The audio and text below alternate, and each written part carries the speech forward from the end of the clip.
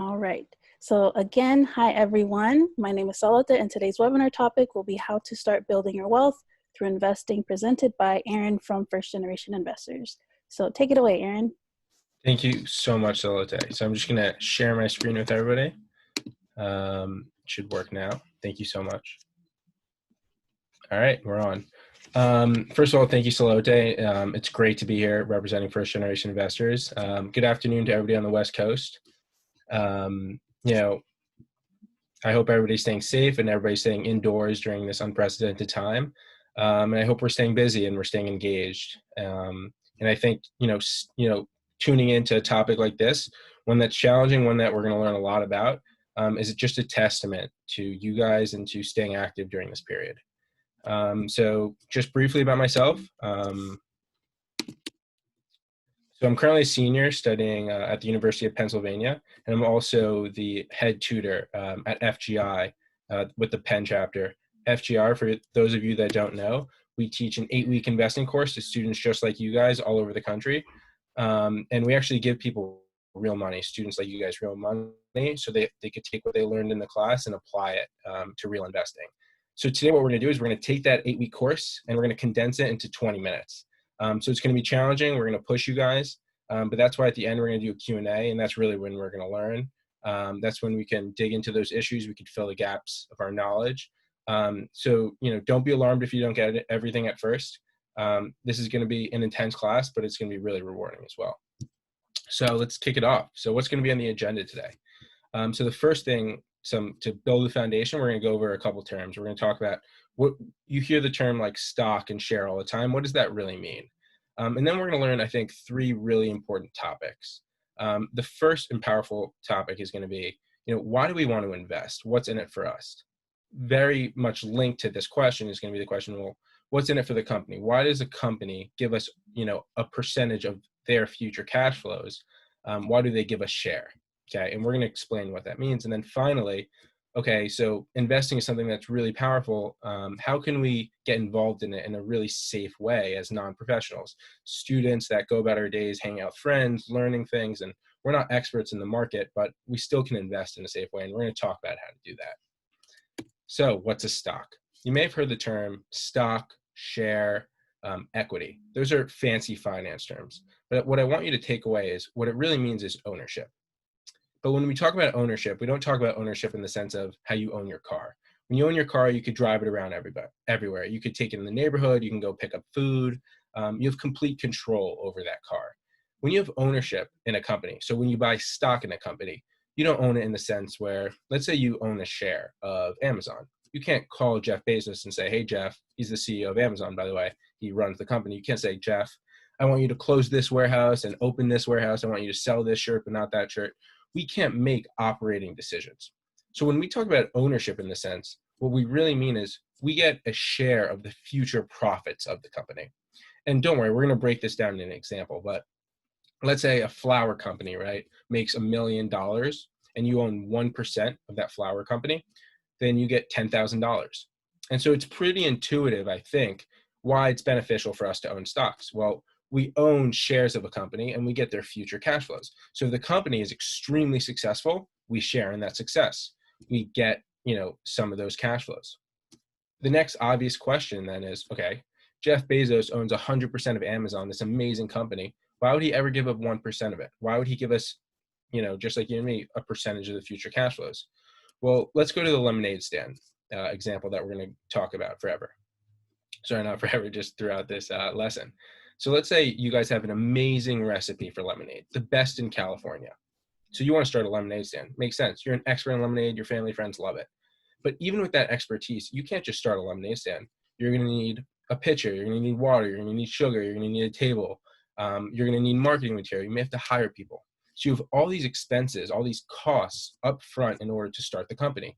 Well, not too long ago, Amazon was in the same problem. They had this amazing idea that would soon to be a $1 trillion company. But they needed money in the beginning. So Jeff Bezos or other people are going to go, whoever are starting a company, and say, look, I want to, let's say, start a lemonade stand. I need money right now. And you say, sure, I'll give you money. It sounds like a great idea. But you're not going to give money for free, right? No. So the lemonade stand person says, okay, give me your money, and I don't have money to pay you back now, but I'll pay you back later when the company's successful. How? You'll get a percentage of my future profits. If you could walk away understanding those two concepts, why it's beneficial for us to own shares in a company, to have, to be part of the future success of a company, and understand why it's beneficial for a company to give shares to investors so that they can raise money and invest in themselves, it's a really powerful tool for understanding how our economy works. We went through the lemonade sample example. We'll revisit it later. I think we should hammer home this lemonade stand example with some numbers. Don't worry so much about the math, but we'll walk away understanding the concept. So Alex has the best recipe in California, and Alex approaches her friends Dylan and Cole and says, I need $2.50 each from you guys. Dylan and Cole says, you know what, fine. Sounds like a great idea. So gives them the $2.50 each, but they say, look, we're not going to give you it for free, Alex. What's in it for us? Alex says, okay, I'll give you 25% of the company. In other words, I'll give you 25% of the future profits of the company. Great. So Alex once had 100% of the company, gave 25% to Dylan and 25% to Cole. Now Alex only has 50% of the company. Now what happens? Lemonade stands a huge success. The weather's amazing. People are loving it. It's the best lemonade ever. Alex opens the piggy bank a year from now and sees $20 in the piggy bank. Well, what happens to everybody's wealth? Dylan, who had 25% of the company, now gets 25% of $20, $5. Cole, same thing. Alex only has 50% of the company left. Alex gets 50% of $20, $10. How is everybody impacted? Well, what happened was Dylan doubled his money. So did Cole. They both put in $2.50 and they ended up with $5. Alex, despite giving up 50% of the company, his equity increased. So in the beginning, he had close to $0. Now he's got 50% of $20. He has $10. What I want you to walk away with here is two powerful concepts. Let's start with the investor side. We have the investors and we have the company. Let's start with Dylan and Cole. One, if Dylan and Cole had $2.50 sitting in their bank accounts, they knew they weren't going to touch it for the rest of the year, and they left it in their bank account, it would have only made, not a lot of money, if any at all, okay? But by giving their money to other people, $2.50 to other people, now they turn around, and they see that their money doubled. And this is while living their normal daily lives. They went to school, they, worked maybe, and, they had fun with friends. We talked about in the beginning how ownership doesn't mean operating the company. But that's a benefit here. They don't have to operate the lemonade stand in order to make money. They just give money to Alex, and Alex does that for them. So they doubled their money without really putting in any effort. Alex, so now going to the company side, the powerful concept here is that it's worth it a lot of times to give up ownership in order to take money initially if you think your company is going to grow. So despite losing 50% of his company to other investors, 100% of $0 for Alex would have been $0, whereas 50% of $20 is $10. So Alex benefited because he took in money, and because she took in money and grew the company. So the obvious question here is, okay, well, what if the company does badly? No investment is a sure thing. For every good company, there's a lot of companies that don't do well. For instance, let's go back to the lemonade stand. Well, what if there was terrible weather and nobody wanted to buy lemonade? So Alex, after a year, opens up the piggy bank and sees not $20, but $0. Both Cole and Dylan would have lost $2.50, and Alex would have 50% of $0, so would also have $0. Again, the next obvious question is, well, how do you determine if a company is going to be successful or not? What I'm about to show you is it's really hard to answer that question, especially for people like you and me who are not experts in investing, and that's okay. Because we're going to talk about some ways to safely invest our money to protect ourselves from this downside risk that's often very unpredictable.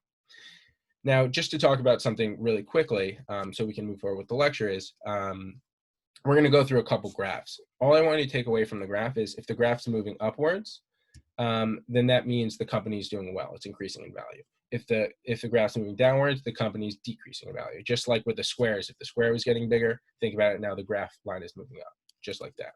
Okay, let's look at a real world example. We know the company Snapchat, right?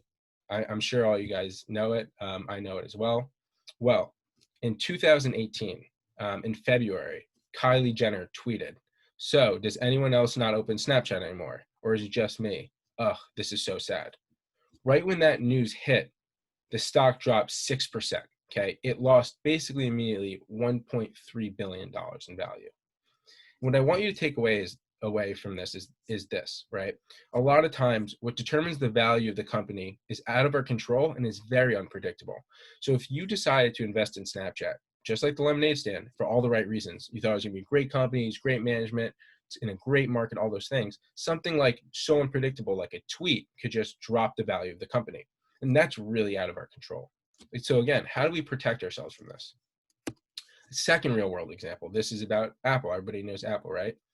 So in, January of this year, some analysts, basically professionals that dedicate all their time to figuring this out, predicted that in one quarter, Apple would sell $51 billion worth of iPhones, okay? Shortly after, Apple released a statement and said, we actually sold basically $56 billion, okay? And because the result was higher than the expectation, Apple's stock went up 2.8%. So even something that's more closely related to value, like sales of iPhones and how much Apple's worth, than to Snapchat and like a tweet, is still very hard to understand in terms of the value. What I'm trying to say is this, is even experts who dedicate all their time to figuring out how many iPhones Apple will sell got it wrong. So how could we expect to get it right ourselves, right? How could we expect to price Apple correctly and make money on Apple when we're just everyday students? Again, the answer is going to be we have to protect our downside and we have to protect against uncertainty. So how are we going to do that? The answer is diversification. Diversification is an extremely powerful concept in finance. And we're going to talk about it through the lens of a farmer to kind of understand this, how we could protect ourselves from the Apple scenario in which it's hard to price things, and the Snapchat scenario in which we can't predict if someone, let's say, is going to tweet something about us. Well, let's say you're a farmer in Idaho, right? And all you do is sell corn. You're undiversified in what you sell. Why? And also you're vulnerable. Why? Because let's say there's a plague that hits corn. You have nothing to sell now. You're probably going to go bankrupt. But let's say you decide to diversify, as in not just sell corn, but you decide to sell tomatoes, pumpkins, carrots, other vegetables. If something happens to the corn, you could still sell other vegetables, most likely, because what's going to impact the corn probably won't impact the other vegetables. And so you'll be just fine. Diversification essentially means different things or many things that are different. And let's see how it applies to stocks. Okay. So if you just invested in Snapchat and the tweet came out about Snapchat, you lost 6%. If you invested in these 9 other companies and the tweet came out about Snapchat, Snapchat's value went down, but the other 9 companies probably weren't affected by Kylie Jenner's tweet because it had nothing to do with them. So let's say you had $900, right? You put all $900 in Snapchat and you lose 6% of value. So you lost $54. But if you took that $900 and you separated between 9 companies, so $100 in each company, and just Snapchat went down 6%, well, then you only lost $6. So it's a $54 loss versus a $6 loss. Why? Because you're protecting yourself with diversification. Right now, you guys are looking at a graph. This is an index. It's the S&P 500.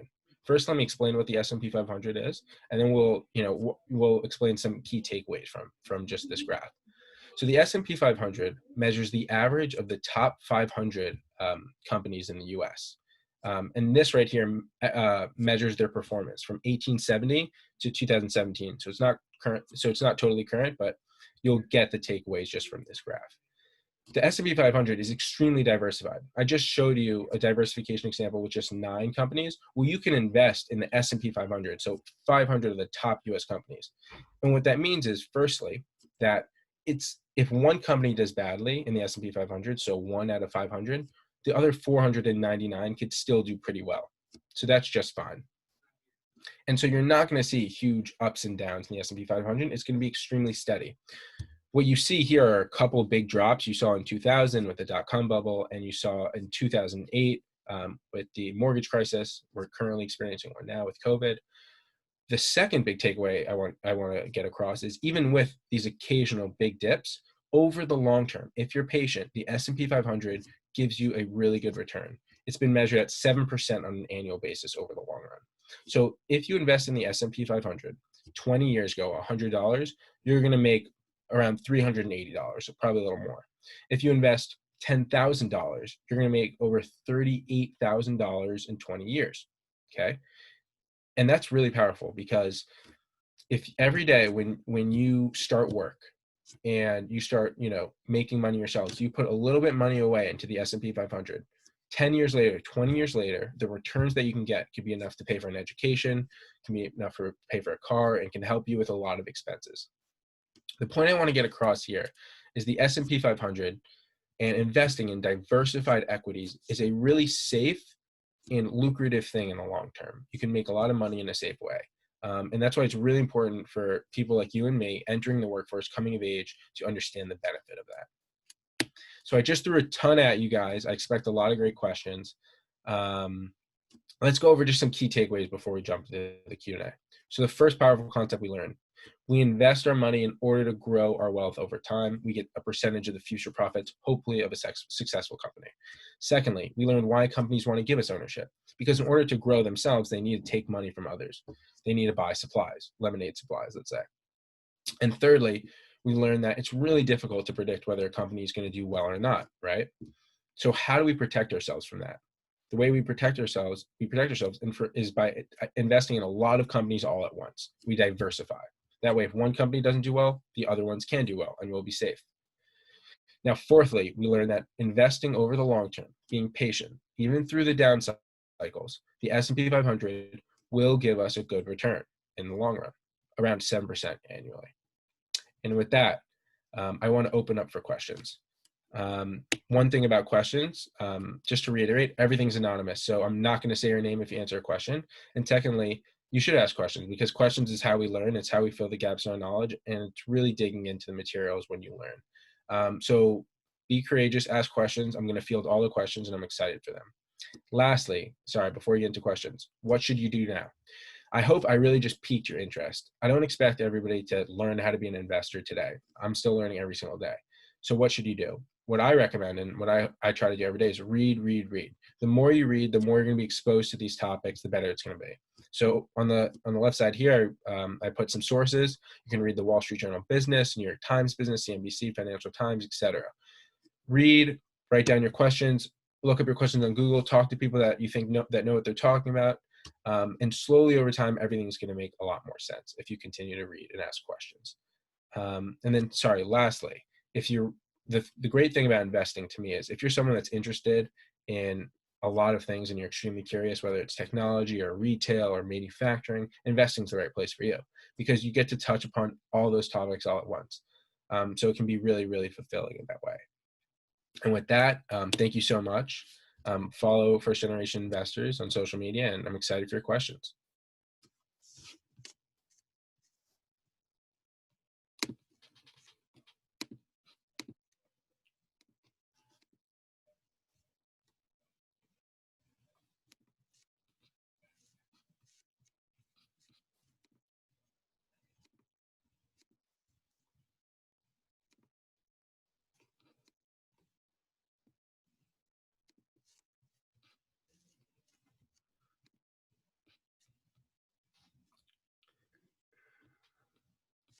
Sorry, I'm just going to share my screen one more time.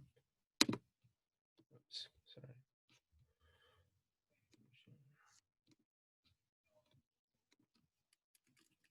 Okay, looking through questions.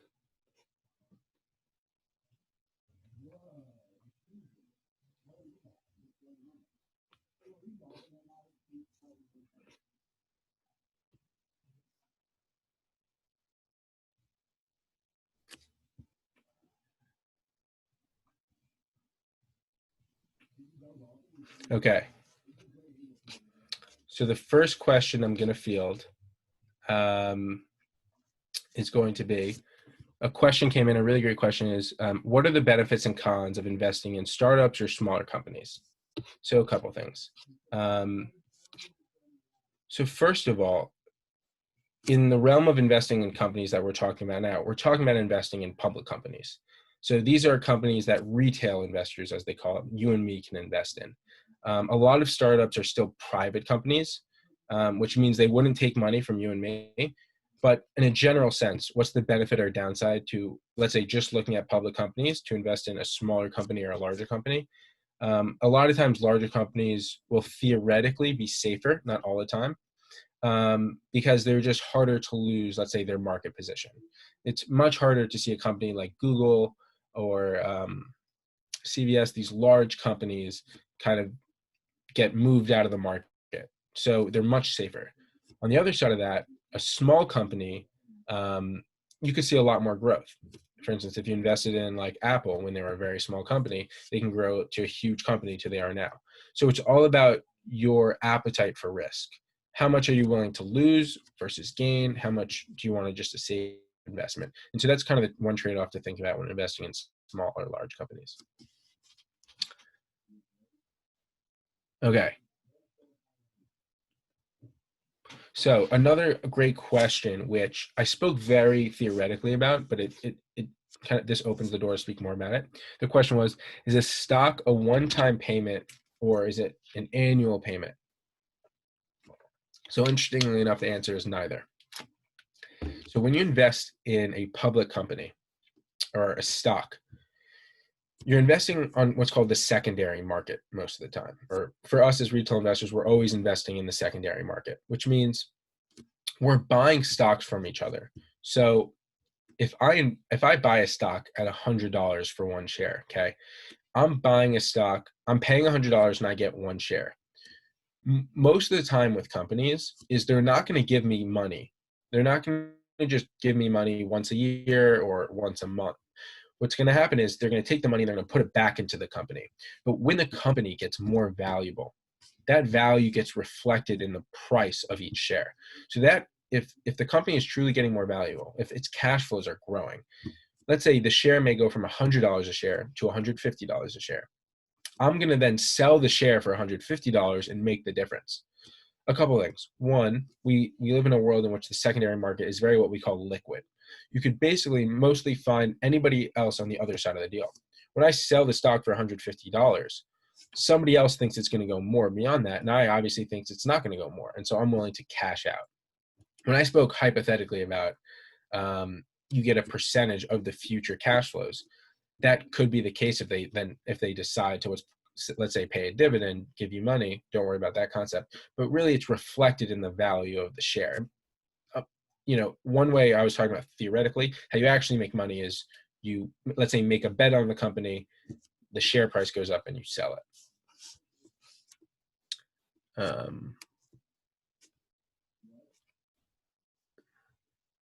Yes. Okay. Can I touch upon what's going on with the stock market lately? Seems a bit crazy. Great question. We made the presentation well beyond what was going on. And obviously, this is an unprecedented time for the stock market. So happy to touch upon some current events. Okay. So everybody knows about COVID-19. It's a huge health crisis, and it's disrupting things all over the world. And it's, taking lives, and that's very sad. Another way to look at it is through the lens of the stock market, how it's impacting the stock market. So when the crisis first came out, it originated in Asia. That impacted the US stock market in one big way, in that it was what's called the supply shock. As in companies, let's say like Apple, a lot of the times they create their iPhone by sourcing things from Asia. Well, when the COVID disaster was happening in Asia, nobody was allowed to go into factories. Basically, the economy was shut down. And this disrupted companies like Apple that rely on companies in Asia. And so Apple wasn't able to create iPhones. And that really hurt a company like Apple. Then the health crisis came to the US, and we're all having to stay at home. What that means is businesses are stopped and demand for goods really stopped. So this is one of those rare events where it's really impacting all companies. We talked about how we could protect from specific risks, like, a Snapchat or like Snapchat tweeting, or let's say one retail company going down. Well, when nobody is buying anything and everybody's staying indoors, this really affects all companies. And so what you saw is, starting really from February for US stocks till now, it's gone up in the past couple of days, but the stocks have crashed about like 20%, 30%, the fastest crash we've seen since the Depression. Things have come up lately. Last 2 days, I think it's up 8%. But it's a really actually interesting time to monitor how current events are impacting stocks. Next question.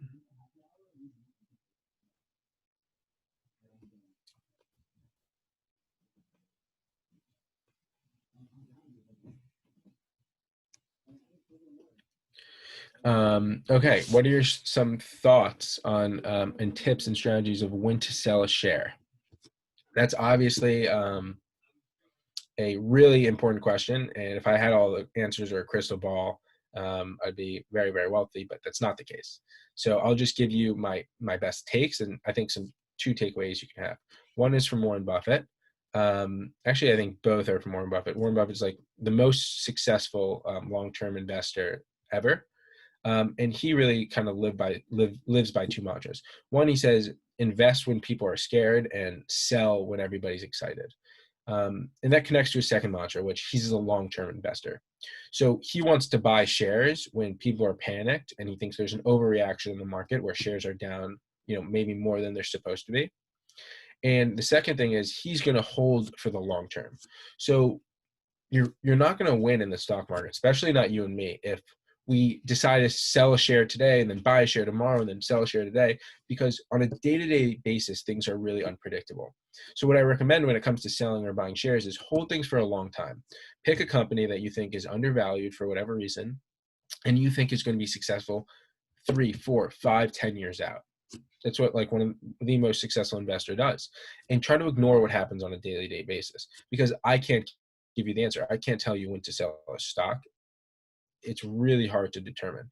But what you can bet on is that over the long term, the value will be realized in the company, and the stock of the price of the stock will be, I think, true to the value of the company. Okay, let's see how much more time I have. More questions. These are all great questions.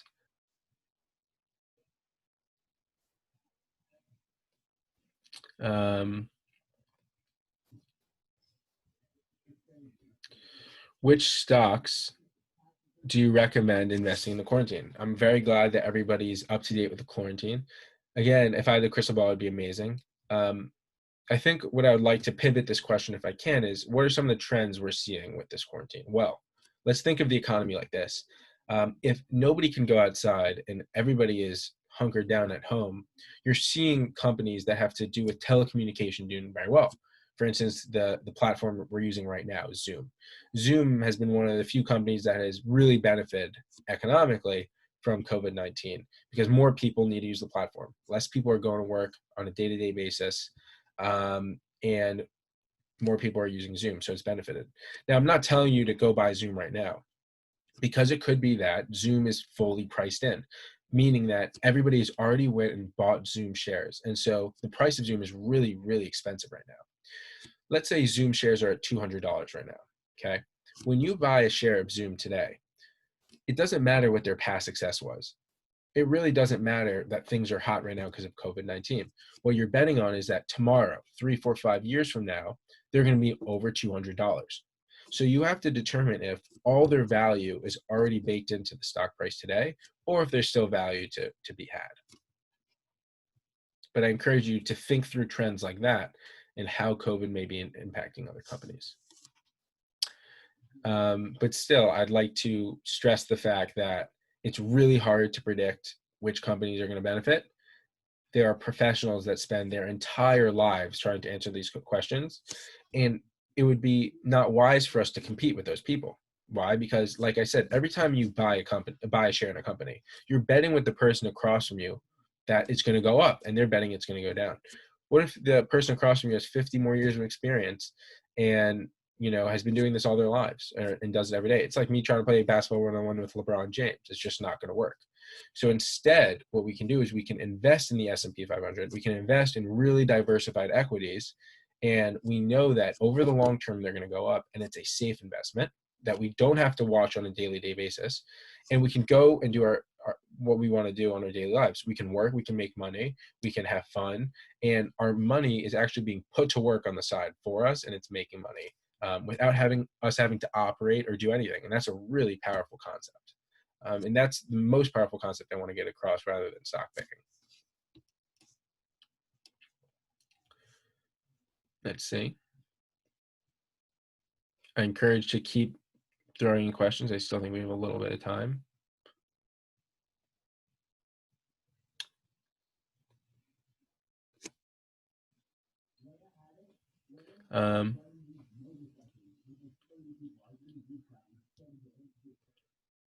Yeah, so I talked about how stocks, can be impacted by things like weather, and other things like that. And the question is, what's the long-term trajectory? I think that's a great question um, to leave off on before I hand it back to Salodi, which is that, in the short run, stocks may go down for things like a tweet or weather, but what we really care about is staying humble and staying calm over the long term. And over the long term, if you look at the S&P 500 over 60 years on an annual basis, each year it should go up around 7%. So with that, I'll hand it back over. I think you guys may have a quiz, but don't worry, it's not graded. It's just for your enjoyment, I think. Thank you so much, Erin, for sharing all of this great information on how to invest for our students. Everyone, I'm going to be launching a post poll for you all. It's just 5 questions to help us know, as an organization, if you got anything out of this webinar, so that we can then know what to set up in the future. So if you could take the next 2 minutes to fill that out, that would be great. Great.